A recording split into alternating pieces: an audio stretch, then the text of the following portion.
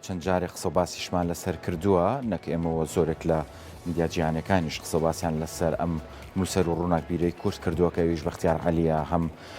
وەکو فەیلسوفێک هەمیش وەکو ڕووناکبیر و هەمیش وەکو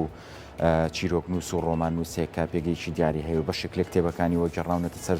چەند زمانێک و ئەوەی کە ئاماژی پێدرا لە چەند ڕۆژی ڕابردوایەکی لە کتێبەکانی وەرجێڕا بۆ سەر زمانی ئەڵمانی و هەر بە زمانی ئەڵمانی خوێندنەوەی قورسی بۆ کرا لەسەر بابەت و نووسینەکانی لە ئێستاە لا نوێترین هەواڵە ئەمەژە بۆکرێت چێژی مەرگ دۆستی و هەروەها دیوانە شعری ئەی بەندەری دۆست ئەی گەشتی دوژمن کە هی نووسەر و ڕووناکبیر با بڵێن بەختیار عەلیە لە ئێستاە ئەم دوو کتێبە نوێی چاپ و ئامادەیە بۆ بڵاوکردنەوە کە بەم نزیکانە بڵاوی بکاتەوە کە هەردووچی بۆ خۆیان نووسینەکانی بەختیار عەلی دیارە چێژ و هەروەها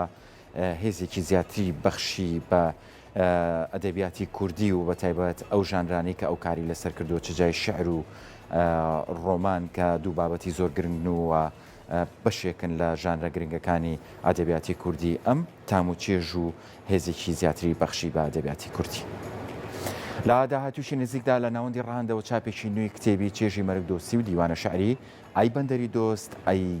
گەشتی دوژمن لەکەوێتە بەردەستی خوێنەران. چێژی مەرگ دۆستی بەرجی یەکەمی کۆکراوی بەرهەمە تیۆریەکانی نووسەرە لە دوای ئەم بەرگەوە تا ئێستا 11 بەرگ لە بەرهەمە تیۆریەکانی نووسەر بڵاو بۆتەوە کە ئەمانەی خوارەوەن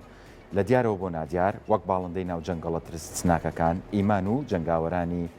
ئاوڕەکەی ئۆرفیۆس ئەرسیسی کوژرا و یادەوەری و زەمن ناشیۆن ئۆپۆسیزیۆن و پۆرترێتەکانی دوا خەندەی دیکتاتۆر خوێنەری کوشندا.